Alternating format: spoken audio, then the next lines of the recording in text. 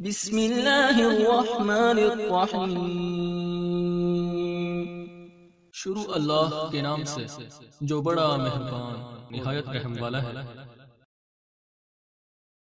خطاب الہی واستعینوا، تم مدد حاصل کرو۔ عجب مقام سے گفتگو، خدا کی قسم۔ یہ وستعینوا کا خطاب بتا دیتا ہے کہ انسان میں ضعف ہے، انسان میں ضعف ہے، انسان میں کمزوری ہے، انسان ناتواں ہے، اور انسان کو مدد کی ضرورت ہے، اسے مدد کی تلاش ہے۔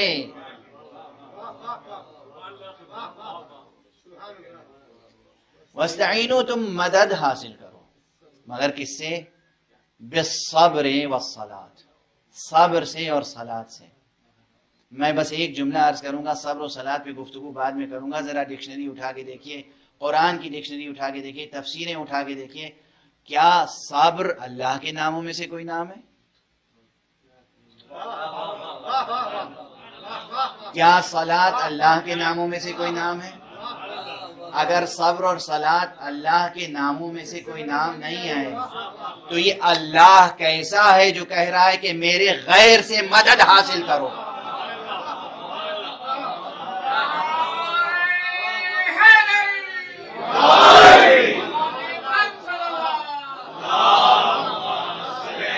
نہ صلاۃ اللہ کا، اور بات استعانت کی ہے۔ سورہ بقرہ کی آیت ہے، سورہ حمد میں بندے نے کہا ہے ایاک نعبد و ایاک نستعین، ہم تیری ہی عبادت کرتے ہیں اور صرف تجھی سے مدد چاہتے ہیں۔ سورہ بقرہ میں جواب دیا جا رہا ہے صبر سے مدد حاصل کرو، صلاۃ سے مدد حاصل کرو۔ ظاہر آیت، ظاہر آیت۔ نبوت محمد کا قائل نہ ہو، توجہ رہے، کس لیے کی ضرورت محمد کی؟ تاکہ خدا اپنا پیغام بندوں تک پہنچائے۔ خدا قادر مطلق ہے، خدا کی قدرت لا متناہی، اس کا علم لا متناہی، اس کا ارادہ قوی، وہ حی و قیوم، وہ اپنا پیغام ہم تک پہنچانے کے لیے نبی کی وساطت کا محتاج نظر آتا ہے، اور یہ محتاج بندے، یہ محدود بندے، یہ خاکی بندے خدا سے گفتگو کے لیے کسی وساطت کی ضرورت ہے۔ اعوذ باللہ من الشیطان الرجیم، بسم اللہ الرحمن الرحیم، الحمد للہ والصلاۃ والسلام علی اہلہا، اللہم صلی علی محمد وآل محمد وعجل فرجہم۔ محترم ناظرین سامعین، السلام علیکم۔ آج کی نئی ویڈیو کے ساتھ حاضر خدمت ہیں، میں ہوں علی روحانی اور آپ دیکھ رہے ہیں ہمارا آفیشیل یوٹیوب چینل۔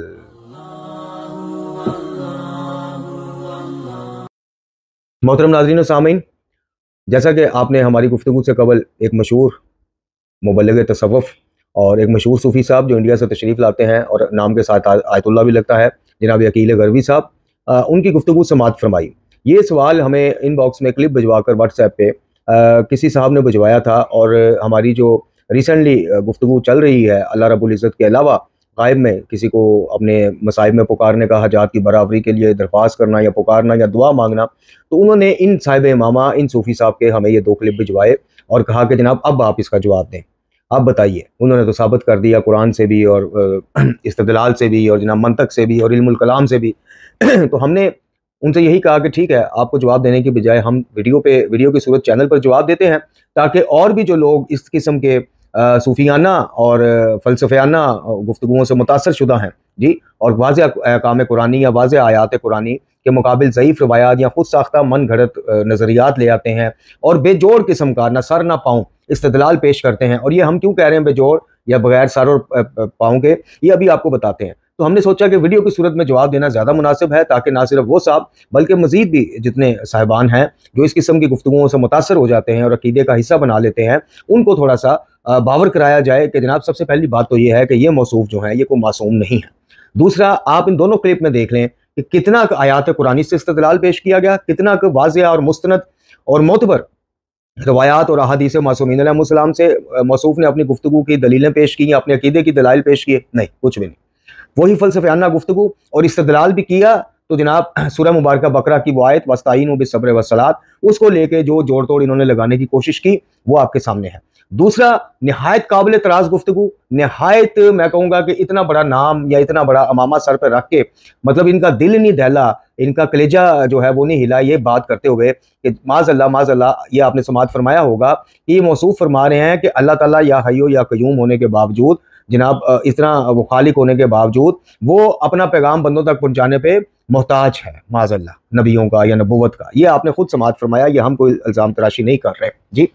तो आज की इस मुख्तसरन वीडियो में हम सिर्फ इल्मुल कलाम की रोशनी में इनको कुछ जवाब देंगे, कुछ आयात कुरानी तौहीद इबादी, तौहीद खालकियत और इस तरह तौहीद जो अमूरी है, तदबीरी है, यानी जो अमूर और तदबीर की ये लोग समझते हैं कि खुदा न खास्ता को मशावरती कमेटी अल्लाह ने बनाई हुई है जिसमें मुकद्दस हस्तियाँ बैठती हैं, जनाब उनसे मशावरत होती है या उनसे जो है, या वो जो कह देती हैं, जिस तरह के एक हमारे यहाँ मशहूर कर दिया गया कि जनाब ये जो चाहते हैं या ये जो कह देते हैं, अल्लाह ताला फिर अपनी माशियत भी बदल देता है, तदबीर भी बदल देता है। और ये हालांकि सूरह मुबारक अल तकवीर में रब्बुल इज़्ज़त का वाज़ह फरमान है कि तुम चाह कर भी चाह नहीं सकते मगर वो कि जो अल्लाह चाहे जी। तो बहरहाल आज की गुफ्तगू में हम सबसे पहले तो मजम्मत करते हैं, और ये इन सूफ़ी साहब का पहला हमला नहीं है।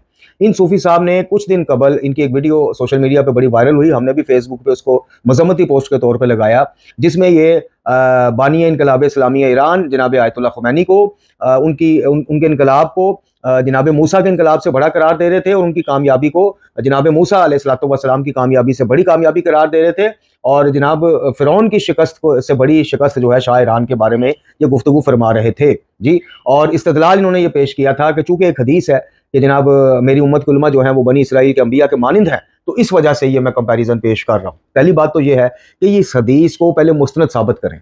इस हदीस को हम दावत देते हैं कि जाके पूछिए मुहक्किकीन से, मुहद्दिसीन से कि असूल मुहद्दिसीन पे ये हदीस पूरी उतरती है, और अगर जब पूरी उतर भी जाए तो मुझे बताइए कि ये तो सीधा सीधा खिलाफ कुरान बात चली जाती है। यानी कुरान में तो जनाब मूसा को अलैहिस्सलातु वस्सलाम और दीगर अंबिया का जिक्र करने के बाद अल्लाह रब्बुल इज़्ज़त फरमाता है कि मैंने इनको आलमीन पर फजीलत दी। तो जिसको अल्लाह आलमीन पर, आलमीन से क्या मुराद है आप ही बता दीजिए, इन्हीं सूफी साहब से पूछ लीजिए कि आलमीन से मुराद सिर्फ आलम जनाब यानी असर जनाब मूसा ही है, या आलमीन में अगले पिछले सारे वो आ जाते हैं। तो बहरहाल ये इसके ऊपर इंशाल्लाह हम अलग से वीडियो करेंगे। अभी चलते हैं आज के मौजू की तरफ। देखिए इन्होंने जो पहला इस्तदलाल पेश किया, इन्होंने कहा कि जनाब कि अल्लाह रब्बुल इज़्ज़त से हम सूरह मुबारक अल फातिहा में कहते हैं इय्याका नअबुदु व इय्याका नस्तईन, कि हम तेरी इबादत करते हैं, तुझसे मदद मांगते हैं। तो जनाब अगले ही सूरह में अल्लाह ताला फिर हमें मोड़ देता है नमाज और सब्र की तरफ कि जनाब उससे मदद चाहो। और फिर इन्होंने कहा कि जी ये कैसा अल्लाह है जो अपने गैर से मदद के लिए हमें कह रहा है। तो सबसे पहली बात यह है, अच्छा अब सबसे पहला तो इन्होंने जो ये इस्तदलाल पेश किया है कि नमाज और सब्र से मदद चाहो या नमाज और सब्र से मदद मांगो या इस तरह की जो चीज़ है, सबसे पहली बात तो ये है, यानी इल्ज़ामी जवाब के तौर पे मैं बात कर रहा हूँ, इल्ज़ामी जवाब के तौर पे समझाने के लिए। सबसे पहली बात तो ये है कि अगर इस चीज़ को मिनोअन हम ऐसे ले भी लें जैसे मौसूफ समझाना चाह रहे हैं तो ठीक है, हमें कोई इतराज़ नहीं, हम ले लेते हैं।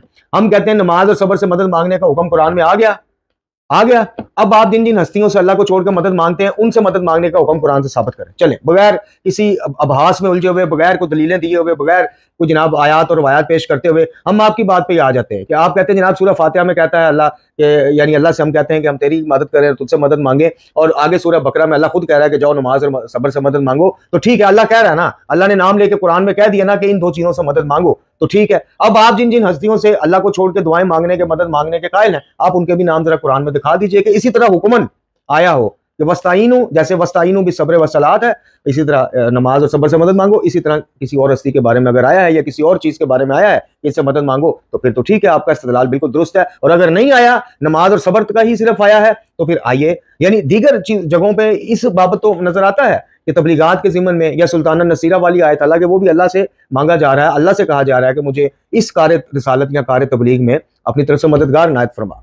लेकिन बात यह है कि मुझे बताइए, एक तो ये बात हो गई, दूसरी बात इन सूफी साहब से यह है कि फिर आप तो कुरान मजीद फुरकान हमीद की आप और आपके हमख्याल वाज़ेह खिलाफ वर्जी कर रहे हो।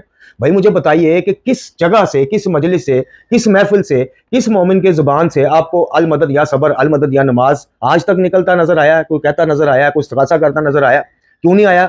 जबकि कहा जा रहा है नमाज और सबर से मदद मांगो, तो क्यों नहीं मांगते हो, क्यों नहीं तस्बीह करते हो? एक शख्स ऐसा बताइए जिसने आज तक कहा हो कि यार नमाज मेरी मदद कर, ऐ सबर मेरी मदद कर, नहीं कहा। तो फिर ये हुक्म क्यों है? تو پھر ماننا پڑے گا کہ یہ ان معنی میں حکم نہیں ہے صبر اور مدد کا جس طرح سے ہم دیگر ہستیوں کا، مقدس ہستیوں کا نام لے کے براہ راست ان سے کہتے ہیں کہ ہماری مدد فرمائیے۔ یہ حکم جو آیا کہ نماز اور صبر سے مدد لو، یہ تو خود واضح کر رہا ہے کہ یہ نماز کس کے لیے ہے، آپ بتائیے محترم ناظرین و سامعین۔ اگر واجب نماز ہے تو اس کی نیت کیا ہوتی ہے؟ واجباً قربتاً الی اللہ، اور اگر نفلی نماز ہے تو قربتاً الی اللہ، یعنی اللہ کے لیے ہے نا ہر قسم کی نماز۔ اور صبر کس لیے ہوتا ہے؟ کس کے لیے ہوتا ہے؟ کس کی رحمت پہ اور کس کی مدد کی امید پہ ہم صبر کرتے ہیں، مشکلات سے گزرتے ہیں؟ اللہ کی۔ اچھا، تفاسیر میں مفسرین نے صبر سے مراد روزہ بھی لی ہے، تو روزہ کس کے لیے ہوتا ہے آپ بتائیے؟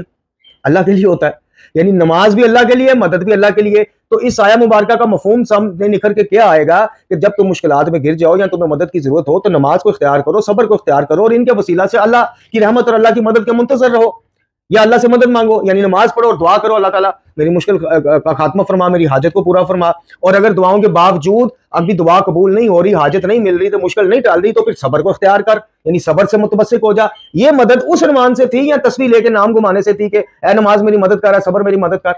تو سب سے پہلے تو یہ استدلال یہیں پہ ان کا ختم ہو جاتا ہے، بنیادیں ہل جاتی ہیں کہ جب ہم یہ کہتے ہیں کہ جناب آئیے، پھر آپ کو دعوت ہے صوفی صاحب کہ آپ اور آپ کے چاہنے والے یا آپ کے ہم خیال اور ہم سب مل کے المدد یا صبر کے سٹیکر چھپوائیں، المدد یا نماز کے سٹیکر چھپوائیں، اور لکھیں کہ مومن کی پہچان، مومن کا شناختی کارڈ، المدد یا صبر، المدد یا نماز۔ کیوں؟ کہ بھائی واضح حکم آیا ہے، صوفی صاحب فرما رہے ہیں اگر ان معنی میں ہے۔ ہم تو کہہ رہے ہیں کہ اس کا معنی ہم نے آپ کے سامنے پورا استدلال پیش کیا کہ صبر اور نماز کو اختیار کرو اور اللہ کی مدد کے منتظر رہو، یا صبر اور نماز کو اختیار کرو اور اللہ سے مدد مانگو۔ یعنی صبر کسی خانقاہ میں بیٹھی ہوئی کسی چیز کا نام ہے، صبر کسی مزار میں جو ہے مدفن کسی چیز کا نام ہے؟ آپ بتائیے کہ جہاں جا کے ہم کہیں گے جی صبر ہماری مدد فرما، صبر کو فزیکل چیز ہے، نظر آنے والی چیز ہے؟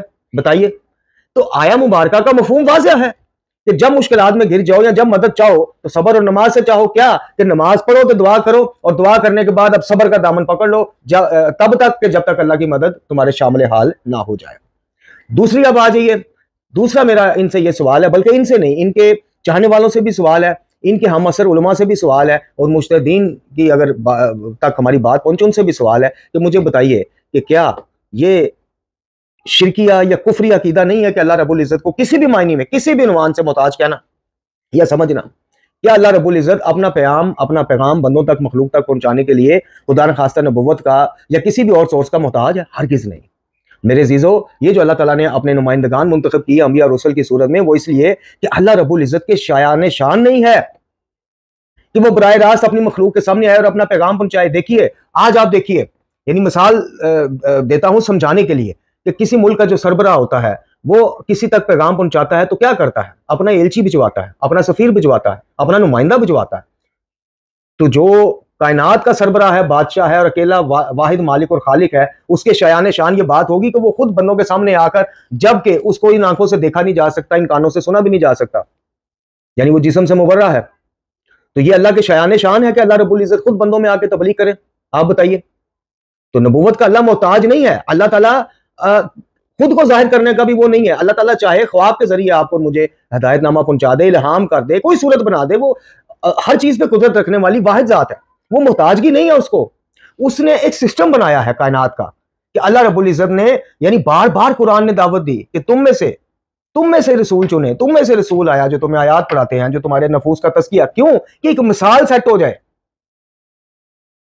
تو اللہ تعالیٰ محتاج نہیں ہے، لیکن اس کے شایان شان نہیں ہے کہ وہ خود بندوں میں آ کے تبلیغ کرے۔ اس نے اپنی جناب ایک سمجھ لیں کہ ٹیم مقرر کی کہ جو تبلیغ کرے گی، اس ٹیم میں انبیاء، رسل، اولیاء، ائمہ، یعنی جن سے بھی اس نے کار تبلیغ لینا ہے، اور جو انبیاء ہیں ان کے لیے نبوت کو مخصوص کیا، ان پہ اپنی کتابیں یا صحیفے اتارے، اس کے بعد ان میں سے کچھ کو شریعت سے نوازا، اور جو اولیاء، اوصیاء اور ائمہ ہیں وہ اسی شریعت کو لے کے آگے لوگوں کو تبلیغ کرتے رہے۔ تو یہ بات جو ہے اس طرح سے استدلال پیش کرنا یا وسیلے کو اس عنوان سے لینا کہ اللہ کو ہی محتاج قرار دے دیا جائے، کہ اللہ کو ہی محتاج ثابت کر دیا جائے اپنے وسیلے کو، اپنے ذاتی من پسند وسیلے کی تعویل کرنے کے لیے، اور تم اللہ کو محتاج ثابت کر رہے ہو، کچھ خدا کا خوف کرو، کچھ خدا کا خوف کرو۔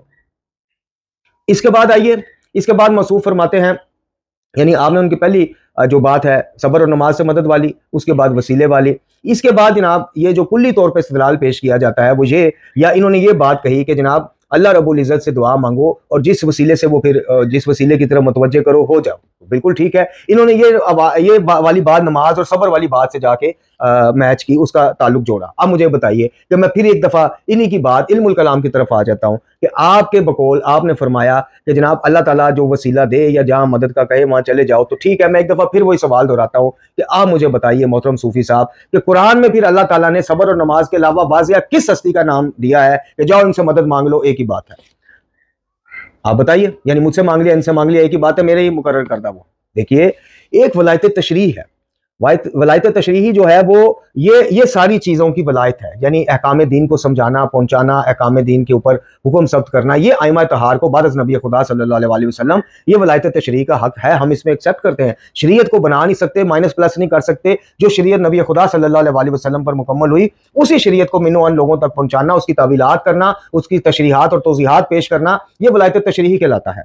एक है वलायत तकवीनी, यानी अमूर तकवीनिया में अमल दखल, रिज़्क खल्क करना, मौत देना, शिफा देना, सेहत जिंदगी के मामला, ये दो अलग अलग चीजें हैं। वलायत तकवीनी या अमूर तकवीनिया में तसर्रुफात का हक अल्लाह ने किसी को नहीं दिया। और अगर मेरी बात पे आपको यकीन ना आए कि जनाब इन मामलात में अल्लाह ताला ने किसी को किसी का मोहताज नहीं करार दिया, कोई दरबान नहीं खड़े किए, कोई वसीलों का पाबंद नहीं बनाया, कोई सिफारशियों का पाबंद नहीं बनाया, अगर इस बंदा हकीर की बात आपको वो ना आए तो आप मकतूब नंबर 31 नाजुल बलागा वसीयत नामा अमीरुल मोमिनीन अली इब्न अबी तालिब अलैहिस्सलाम की तरफ रुजू कीजिए और वहां पे अल्फाज पढ़िए कि उसने तुम्हारे लिए दरबान मुकर्रर नहीं किए जो तुम्हें रोकते हो, अच्छा, और ना उसने तुम्हें मजबूर किया है कि उसके यहाँ सिफारशी लाओ तो ही तुम्हारी बात सुने। ले जी, सूफी साहब की बातों का तो खुद जनाब अमीर ने रद्द कर दिया। देखिए, जो वलायत तशरीह है, यानी दीन हमने कहां से लेना है? अल्लाह ने हमें बराह रास्त वही नहीं करनी, अल्लाह ने बराह रास्त हम पे माज़ अल्लाह को किताब नहीं उतारनी, कोई शरीयत नहीं उतारनी। अल्लाह ने जो बंदों अपने अंबिया और मखसूस बंदों यानी अंबिया की सूरत में भेजे हैं, जो उनको अहकाम दिए हैं, हम उस वसीले से अल्लाह के अहकाम जानेंगे, उस वसीले से अल्लाह की मार्फत जानेंगे, उन वसाइल से, उन वसीलों के जरिए हम अल्लाह रब्बुल इज़्ज़त की खुशनुदी, अल्लाह किन कामों से राजी होता है, किन कामों से नाराज होता है, किन कामों पर सवाब देगा, किन कामों पर अजाब देगा, ये वसीला जो मोहतरम पेश करने को कोशिश कर रहे हैं पेश करने की, ये उस अनुमान से बिल्कुल ठीक है। यानी कोई बंदा मोहम्मद वाले मोहम्मद अलैहिस्सलाम के वसीले के बगैर, उनकी इल्मी मदद के बगैर अल्लाह रब्बुल इज़्ज़त की तौहीद, मार्फत, अहकाम, खुशनुदी, नाराजगी को नहीं जान सकता। इसका कौन बदबख्त इनकार करता है? हम कब ये दावा करते हैं कि जनाब माज़अल्लाह सरकार मुस्तफ़ा और आले मुस्तफ़ा अलैहिस्सलाम जब दुनिया से चले गए हैं तो शरीयत के मामले में, इल्म के मामले में, जनाब अल्लाह रब्बुल इज़्ज़त की मार्फत के मामले में हम जनाब हमारी मोहताजगी इनसे खत्म हो गई, हम इतने इल्मी हो गए कि हम बराह रास्त अल्लाह से जनाब खुशनुदी और नाराजगी के मामला, शरीयत के मामला, मुश्किल मसाइल, आयात कुरानी की तवीलात ये जान लेंगे, तशरीहात और तौज़ीहात नहीं। हम उनकी इस मदद के कायल नहीं, मोहताज भी हैं और रहेंगे, और क़यामत में कुरान और अहले बैत की शिफात के भी। लेकिन जो मामला आप जिस तरफ ले जाने की कोशिश कर रहे हैं, आप एक जुमले को साबित करने के लिए कभी अल्लाह को मोहताज साबित कर रहे हैं, कभी सब्र और नमाज की वो मिसाल लेके आ रहे हैं कि जो कि मिसाल देते ही रद्द हो जाने वाली मिसाल है आपकी। ये मामलात कुछ और हैं, नबुव्वत के मामलात कुछ और हैं, अपना पैगाम अपनी मखलूक तक पहुंचाना, उसके लिए अंबिया को ये मामलात कुछ और हैं सरकार। तो ये बदकिस्मती हमारी ये है कि किसी जाकिर ने ये जुमले कहे हों, किसी जनाब कम पढ़े लिखे जनाब शौकिया तौर पे साज और आवाज़ के साथ मनकबतें पढ़ने वाले ने जुमले कहे हों तो आमतुन्नास यानी आम आवाम को कायल करना आसान है। लेकिन क्या कीजिए कि जब नाम से पहले आयतुल्लाह भी आ रहा हो, सर पे माशाल्लाह मामा शरीफ भी हो, और जनाब पता नहीं कौन कौन से अलकाबात के हामिल हों, तो उनकी इन बातों को, इन तवीलों को आम आदमी के ज़हन से निकालने के लिए मैं कुरान पेश करूं, मैं नाजिल बलागा पेश करूं, सहीफा पेश करूं, कुछ भी पेश करूं, उनकी ज़ुबान पे एक ही जवाब होगा कि जनाब वो आयतुल्लाह हैं, वो नजब से पढ़े हैं कि आप पढ़े हैं, वो इज्तिहाद की मंजिल पे हैं कि आप हैं, वो इतने बड़े आलम हैं, ऐसे कह रहे होंगे, बिला वजह कह रहे होंगे, फलाना कह रहे होंगे। यहाँ आके मसला खड़ा हो जाता है कि आम अवाम फिर हक से, हकीकत से, तहकीक से, जुस्तजू से दूर हो जाती और शख्सियत परस्ती का शिकार हो जाती।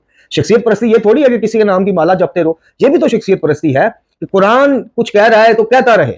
हमें जब तक गरबी साहब बात नहीं समझाएंगे हम नहीं समझेंगे, हमें जब तक फलाने साहब नहीं समझाएं, यानी जिस शख्सियत के आप पैरोकार हैं या जो भी, तो ये मामला है हजूर। ये आप खुद देखिए, आप खुद फैसला कीजिए कि क्या मौसूफ ने जो इस्तदलाल पेश किए हैं नमाज और सब्र वाले, अगर ये इसको मिनो हम मान लें तो फिर क्यों नहीं कुरान की बात मानते हो?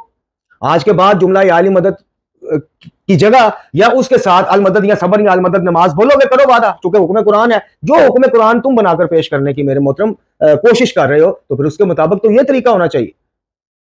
तो ख्याल कीजिए کہیں کی بات کو کہیں پہ جوڑنا، اپنی خود ساختہ نظریات کو، اپنی ایجاد کردہ چیزوں کو ثابت کرنے کے لیے کبھی کہنا کہ جی اللہ بھی وسیلے کا معاذ اللہ محتاج ہے، تو کبھی کہنا کہ جناب اللہ ایک جگہ فرماتا ہے کہ تیری عبادت اس سے مدد، دوسری جگہ کہتا ہے جاؤ صبر و نماز سے مدد، یہ کیسا اللہ ہے؟ اس طرح کی الفاظیاں کرنا، اس طرح سے لوگوں کو واہ واہ سمیٹنے کے لیے اور اپنی ایک مجلس سے اگلی 5 مجلسیں بک کرنے کے لیے لوگوں کے عقیدوں سے خطرناک کھیل کھیلنا، شرک اور غلوف کے معاملات پہ ہاتھ ڈالنا، سیدھی اور خالص توحید، آسان توحید کو جناب مشکل بنا کے پیش کرنا، اللہ رب العزت کو جناب اس طرح سے بنا کر پیش کرنا کہ وہ بغیر کسی وسیلے کے ہماری بات سنے گا ہی نہیں، جیسے کہ مطلب کہ شرط اول ہے یہ ہے، جبکہ قرآن میں محمد و آل محمد علیہ السلام کے فرامین میں کہیں یہ چیز نہیں ملتی۔ جن معاملات میں ہم محتاج ہیں، دین ہم ان سے سیکھیں گے، علوم ہم ان سے سیکھیں گے، اخلاقیات ان سے سیکھیں گے، سماجیات ان سے سیکھیں گے، ہر چیز کے بارے میں ان سے، لیکن جو معاملات اس سے ہٹ کے ہیں، اولاد اللہ سے مانگیں گے، مدد اللہ سے مانگیں گے، رزق اللہ سے مانگیں گے، شفا اللہ سے مانگیں گے، وسیلہ ان کا دے کے، واسطہ ان کا دے کے مانگیں گے اللہ سے۔ یہ 2 الگ الگ ڈپارٹمنٹس ہیں، 2 الگ الگ شعبے ہیں جن کو مکس کرنے کے، ادھر کی بات ثابت کرنے کے لیے ادھر گھس جایا جاتا ہے، تو ادھر کی بات رد کرنے کے لیے ادھر گھس آتے ہیں۔ اب کیا کیا جائے؟ جیسے میں نے عرض کی کہ کوئی عام ذاکر ہو، مجھ جیسا طالب علم ہو، تو جناب رد بھی کیا جا سکتا ہے کہ یار یہ علی روحانی کون سا مدرسوں سے پڑھا ہے بھائی، اس نے جو بات کہہ دی کون سا حرف آخر ہے، عام عوام اس طرح سے اگنور کر دیتی، لیکن کیا کیجئے، نام سے پہلے آیت اللہ ہے، سر پہ ماما ہے، شانوں پہ ابار قبا ہے۔ کس طرح سے آپ ایک عام دیہاتی بندے کو قائل کریں گے کہ جناب آیت اللہ بھی غلط بات کر سکتا ہے؟ کہے گا نہیں، آخر وہ بات کر رہا ہے تو کچھ وجہ تو ہے۔ تو اب چلتے ہیں آپ کی خدمت میں کچھ آیات قرآنی توحید کے ضمن میں پیش کرتے ہیں جس سے بات واضح ہو جائے۔ ہم اپنی بات کرتے نہیں ہیں، چونکہ مسعود نے صرف سورہ مبارکہ بقرہ کی ایک آیت کا حوالہ پیش کیا، تو ہم چاہتے ہیں کہ ہم بھی آپ کو جناب تھوڑا سا قرآن کی آیات پیش کر کے دعوت فکر دیں، اور وہ یہ ہے کہ توحید خالقیت کے اثبات کی آیات سب سے پہلے آپ کی خدمت میں پیش کرتے ہیں۔ سورہ کے نام اور آیت کے نشان یہ آپ نوٹ کرتے جائیں۔ سورہ مبارکہ فرقان آیت نمبر 2، اللہ تعالیٰ اون کرتا ہے کہ ساری چیزوں کا خالق بنانے والا صرف اللہ ہے۔ سورہ مبارکہ الانعام آیت نمبر 102، اور کہا جاتا ہے اس آیت میں کہ اس کے سوا کوئی معبود نہیں، وہی ہر چیز کا خالق ہے۔ سورہ مبارکہ الرعد آیت نمبر 16، اے رسول صلی اللہ علیہ وسلم کہہ دیجئے کہ ہر چیز کا خالق اور مالک اللہ ہے۔ سورہ مبارکہ طٰہٰ آیت نمبر 50، فرمایا کہ ہمارا رب وہ ہے جس نے ہر شے کو پیدا کیا اور ہدایت دی۔ اچھا جی، سورہ مبارکہ السجدہ آیت نمبر 7، خدا وہ ہے جس نے ہر چیز کو بہترین بنایا، بادشاہی میں اس کا کوئی شریک نہیں۔ سورہ بنی اسرائیل آیت نمبر 111، سورہ مبارکہ اعراف میں کہا گیا کہ معلوم ہونا چاہیے کہ خلق اور امر اللہ سے مخصوص ہیں، بڑا بابرکت ہے، وہ تمام جہانوں کا رب ہے۔ اور سورہ مبارکہ النجم، اور یہ اس آیت میں کہا جاتا ہے کہ اور یہ کہ آخر کار پہنچنا تمہارے رب کے پاس ہے، اور یہ کہ وہی ہنساتا ہے، وہی رلاتا ہے، وہی موت دیتا ہے، وہی زندگی بخشتا ہے، اسی نے دولت دی اور اسی نے مالدار بنایا۔ جی اچھا جی، اس کے بعد توحید عبادی کے اثبات میں جو آیات ہیں وہ سن لیجئے۔ سورہ مبارکہ بقرہ آیت نمبر 255، من ذا الذی یشفع عندہ الا باذنہ، آیت الکرسی، کون ہے جو کسی کی شفاعت کر سکے گا یا شفاعت کرے مگر یہ کہ اس کے اذن کے ساتھ۔ اب شفاعت جس کے اوپر سارا ہم کھیل کھیلتے ہیں، بخشوا لینا جی انہوں نے، وہ قربانیاں دے گئے نے جی، ساڈا پار چک گئے نے جی، یہ ہو گیا جی، وہ ہو گیا جی، نہیں میرے دوستو، اس دھوکے میں نہ آئیے گا۔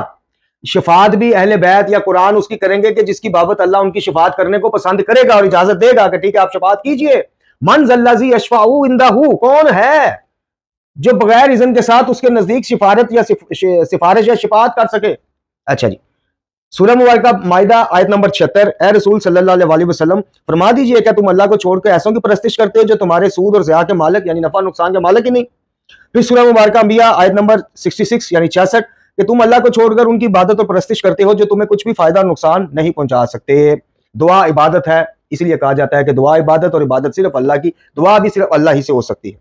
سورہ مبارکہ عنکبوت آیت کا نشان 17، یقیناً جن کی اللہ کو چھوڑ کر عبادت کر رہے ہیں وہ تمہاری روزی کے مالک ہرگز نہیں، اللہ ہی مالک جی۔ سورہ مبارکہ زمر آیت نمبر 3، ہم ان کی عبادت فقط اس لیے کرتے ہیں کہ وہ اللہ کی بارگاہ میں ہماری سفارش کرتے ہیں۔ لیں جی، آگے وہی بات، وہی عقیدہ آ گیا سامنے۔ یعنی یہاں صرف فرق کیا ہے کہ وہ براہ راست عبادت کا اون کر رہے ہیں کہ ہم عبادت کرتے ہیں، لیکن اس لیے کرتے ہیں کہ اللہ کے، یعنی اللہ کو مان رہے ہیں کہ کوئی اللہ ہے، خالق مالک ہے جس کے نزدیک ہی ہماری سفارش کریں گے، شفاعت کریں گے۔ اچھا، سورہ مبارکہ اعراف آیت کا نشان 194، اور بات واضح کرتی آیت، اللہ کے سوا تم جنہیں پکار رہے ہو وہ تمہاری طرح کے بندے ہیں۔ اب یہ جو کہا جاتا ہے نا کہ یہ جو آیات ہے یہ تو بتوں کے بارے میں، یہاں تو بندے کا لفظ ہے۔ سورہ مبارکہ الاعراف کی جو آیت ہے اس میں تو واضح حکم ہے کہ جنہیں تم اللہ کے چھوڑ کے پکارتے ہو وہ تمہاری طرح کے بندے ہیں۔ اس پہ آپ غور خود کر لیجئے گا یا صوفی صاحب سے مدد لے لیجئے گا۔ اچھا جی، پھر اسی سورہ یعنی الاعراف کی آیت نمبر 197 کہ اللہ کو چھوڑ کر تم جنہیں پکارتے ہو وہ تمہاری مدد کی استطاعت ہرگز نہیں رکھتے۔ محترم ناظرین و سامعین، بہت زیادہ آیات اور بھی ہیں، بہت زیادہ، لیکن انشاءاللہ پھر کسی درس میں پیش کریں گے۔ بات مختصر یہ ہے کہ جو طریقہ کار ہے، جو کلیہ ہے ایک موحد انسان کا، ایک توحیدی انسان کا، وہ یہ ہے کہ وہ دین سیکھنے کے معاملے میں، شریعت سیکھنے کے معاملے میں، طرز زندگی کیسے گزارنا ہے اس معاملے میں، قرآن سیکھنے کے معاملے میں وہ رجوع کرتا ہے ان ہستیوں کی طرف، اور اس رجوع کرنے کے لیے وہ محتاج ہے۔ وہ براہ راست اللہ سے احکام نہیں سیکھ سکتا۔ اللہ اور مخلوق کے درمیان احکام شریعت سیکھنے، اللہ کی مرضیاں جاننے کے لیے معرفت کی نسبت سے یہ ہستیاں وسیلہ ہیں، انسان براہ راست نہیں۔ لیکن جہاں معاملہ آ جائے گا، دیکھیں اللہ رب العزت نے ہمیں اور آپ کو، تمام مخلوقات کو پیدا کیا ہے، اور یہ اسی کے شایان شان ہے کہ جب بھی پھر اللہ تعالیٰ سے کوئی چیز، یعنی رسول اللہ صلی اللہ علیہ وسلم آقا دو جہاں خاتم الانبیاء کی وہ حدیث، پھر آپ کدھر لے جائیں گے؟ ان صوفی صاحب سے یہ تو پوچھئے کہ جس میں آپ فرما رہے ہیں کہ خبردار جوتے کا تسمہ بھی چاہیے ہو تو اپنے اللہ سے مانگنا، اس سے سوال کرنا۔ امیر المومنین علی بن ابی طالب علیہ السلام کے وہ کلمات پھر کدھر لے جائیں گے؟ صوفی صاحب ہمیں سمجھا دیں کہ جس میں امام حسن جیسی شخصیت کو کہا جا رہا ہے کہ جب سوال کرنا اللہ سے کرنا، کیونکہ دینا نہ دینا بس اسی کے بس میں، اسی کے اختیار میں۔ اور پھر سید سجاد کی وہ دعا کے الفاظ کدھر لے جاؤ گے جس میں آپ کہہ رہے ہیں کہ مخلوق سے مخلوق کا مانگنا عقل کی حماقت ہے؟ محترم ناظرین سامعین، میں نے عرض کیا کہ یہ دو الگ الگ چیزیں ہیں۔ میرے عزیزو، اللہ سے سوال کرو، اللہ سے مدد مانگو، مددگار مانگو، جو اللہ پھر وہ مدد جو ہے جناب علی مرتضیٰ کی شکل میں کرے، علی مرتضیٰ کے وسیلہ سے بھجوا دے، وہ آپ کے کسی اور وسیلے سے، ماں باپ کے تھرو جیسے ہمارے لیے روزی بھجواتا ہے، تعلیم و تربیت کا بند، وہ اللہ کے اوپر ہے۔ لیکن یہ اللہ کی توحید کے پروٹوکول کے خلاف ہے کہ اس کو چھوڑ کے وسیلے کو براہ راست پکار لیا جائے، نہیں، ایسا کسی ایک امام نے نہیں کہا۔ اگر کہا ہے تو میں ان صوفی صاحب کو، ان کے چاہنے والوں کو دعوت دیتا ہوں کہ آئیے ہمیں مسند حدیث کی روشنی میں ائمہ طہار سے ثابت کیجئے۔ امام علی رضا علیہ السلام کا ایک قول جو آیت اللہ حسن موسنی نے بھی اس میں نقل کیا اپنے، اس میں بہار الانوار کا ہے غالباً، جس میں آپ فرماتے ہیں کہ جب مشکلات تمہیں گھیر لیں تو ہمارے ذریعے سے، ہمارے وسیلہ سے اللہ سے مدد مانگو۔ اس سے بڑھ کر عقیدہ مکتب تشیع میں کوئی مائی کا لال ثابت کر دے مسند اور صحیح روایات اور حدیث سے یا آیات قرآنی سے، میں اپنے موقف سے پیچھے ہٹ جاؤں گا، دستبردار ہو جاؤں گا۔ اب چلتے ہیں آخر میں، صرف کچھ، یہ میزان الحکمت کتاب ہے، اس کی پہلی جلد ہے، یہ ایک سوال لیتے جائیے گا، یہ آپ کے کام آئے گا۔ دیکھیں کوئی بدعت نامی چیز ایگزسٹ کرتی ہے کہ نہیں کرتی؟ یقیناً کرتی ہے جی۔ بدعت کسے کہتے ہیں عرف عام میں؟ اس چیز کو کہ جو دین کے عنوان سے، دینی عنوان سے نئی کچھ چیز، نیا طریقہ گھڑ لیا گیا اور اس کو دین سے لازمی حصہ قرار دے دیا گیا ہو، ایسی کوئی نئی چیز ایجاد کر لی گئی ہو، اسے حصہ بنا دیا گیا ہو دین کا، شریعت کا، احکام کا، وہ ہے جناب بدعت۔ یہ آسان سی تعریف ہے۔ خیر، جب بدعت ایگزسٹ بھی کرتی ہے تو کوئی نہ کوئی چیز تو ہے نا بدعت، کسی چیز، جیسے ہم کہتے ہیں کہ جناب شرک سے جب اتنا منع کیا گیا ہے تو مطلب ایک طرف اتنا منع کیا گیا، دوسری طرف اگر وسیلے کے عنوان سے، ولایت تکوینی کے عنوان سے ہر چیز ہی جائز ہے، تو شرک بھی تو کوئی ایگزسٹ کرتا ہے نا، کسی چیز کا نام ہے نا، تو پھر وہ شرک آپ بتا دیں ہمیں۔ اسی طرح ہم کہتے ہیں کہ بدعت ایگزسٹ کرتی ہے نا، جس کی مذمت میں اتنی روایات ہیں، تو پھر وہ اگر یہ بدعت اپنی مرضی سے عقیدہ گھڑ لینا، اپنی مرضی سے آیات قرآن کی تعویلیں کر کے کوئی چیز کو نظریہ گھڑ لینا، کوئی چیز رائج کر دینا مکتب میں، اگر اس کو بدعت نہیں کہتے تو بدعت کہتے کسے ہیں؟ یہ جواب بھی آپ نے ان صوفی صاحب سے یا ان جیسوں سے لینا ہے۔ اور بدعت کسے کہتے ہیں اور کتنا خوفناک کھیل ہے اور بدعتیوں کی کیا مذمت ہے، آئیے جاتے جاتے کچھ تبرکن روایات لیتے جائیے۔ جناب امیر فرماتے ہیں کہ کوئی بدعت ایسی نہیں جس سے سنت ترک نہ ہوتی ہو اور اس کا خاتمہ نہ ہوتا ہو، لہٰذا بدعتوں سے بچتے رہو اور واضح راستوں پر چلتے رہو، کیونکہ پختہ اور ہمت طلب امور افضل ہوتے ہیں۔ نئی ایجاد شدہ بدعتیں شر پیدا کرتی ہیں اور شر تباہی ہے۔ پھر فرماتے ہیں بدترین امور بدعتیں ہیں، یاد رکھو ہر بدعت گمراہی اور ہر گمراہی جہنم میں لے جاتی ہے۔ جناب رسول اللہ صلی اللہ علیہ وسلم فرماتے ہیں کہ اتباع میں مصروف رہو، بدعتیں ایجاد نہ کرو، کیونکہ اطاعت کے لیے تمہارے پاس بہت کچھ موجود ہے، نئی چیز کرنے کی ضرورت ہی نہیں۔ دین کو پھر جناب رسول خدا ہی فرماتے ہیں صلی اللہ علیہ وسلم کہ دین کو جتنا بدعات نے برباد کیا ہے اتنا کسی اور چیز نے نہیں کیا۔ پھر مولا کائنات فرماتے ہیں کسی بدعت کی بنیاد رکھنے سے ہمیشہ بچتے رہو، کیونکہ جب بندہ کسی بدعت کی بنیاد رکھتا ہے تو اس بدعت کا گناہ اور اس پر عمل کرنے والوں کا گناہ اسی کے کھاتے اور حساب میں ڈالا جائے گا اور لکھا جائے گا۔ جناب رسول اللہ صلی اللہ علیہ وسلم سے ایک شخص کے بارے میں سوال کیا گیا کہ جو بدعت ایجاد کرے یا کسی ایسے شخص کو پناہ دے جو بدعت کا موجد ہو تو اس کا کیا حکم ہے؟ تو آپ سرکار خاتم الانبیاء فرماتے ہیں کہ جو شخص اسلام میں کوئی بدعت ایجاد کرے یا شرعی طور پر حد جاری کیے بغیر کسی کے اعضاء کاٹ ڈالے یا ایسی لوٹ مار مچائے جس کی طرف سبھی مسلمانوں کی آنکھیں اٹھ جائیں، یا کسی بدعتی شخص کا دفاع کرے، اس کی نصرت کرے یا اس کا ہاتھ بٹائے، یہ سب کے سب بدترین مجرم ہیں۔ پھر جناب رسول اللہ صلی اللہ علیہ وسلم یہ فرماتے ہیں کہ اہل بدعت تمام لوگوں بلکہ تمام مخلوقات سے بدتر مخلوق ہے۔ محترم ناظرین و سامعین، ابھی اس کے آگے اس میزان الحکمہ میں یہ فصلی بدعت کے نام سے ہے، بہت زیادہ احادیث ہیں، لیکن دامن وقت میں اتنی گنجائش نہیں۔ मेरा ये बिदतों के बारे में चंद रवायात को पेश करने का सिर्फ मकसद ये है कि बिदत नामी अगर कोई चीज़ है, और यकीनन है, यानी इतनी बदतरीन मखलूक भी है, और सबसे ज़्यादा फितना वाली चीज़ भी यही है कि किसी नई चीज़ को याद कर लिया जाए। अगर अल्लाह के अलावा इस्तानत के लिए किसी और को पुकारना जायज़ है, सही है, शरन इसमें कोई कबाहत नहीं। हाजात अल्लाह के अलावा किसी और से मांगना यह बिदत नहीं बल्कि ऐन इबादत है बकौल यार लोगों के। तो फिर बताइए बिदत किसे कहते हैं? बिदत की तारीफ आप कीजिए, और वो बिदतें हमें बताइए कि फी ज़माना राइज मौजूदा शीयत में वो बिदतें कौन कौन सी हैं, वो आप हमें बताइए। हम एज अ तालिब इल्म आपसे पूछ रहे हैं कि अगर ये सारी चीज़ें जायज़ हैं, वसीले की आड़ में हर चीज़ जायज़ हो गई जी, वलायत तकवीनी की आड़ में हर चीज़ जायज़ हो गई, मान लिया जी, तो बिदतें आप दिखा दीजिए, आप हमें इस तरफ मुतवज्जे कर दीजिए। वाखिर दुआना अनिल हम्दुलिल्लाहि रब्बिल आलमीन।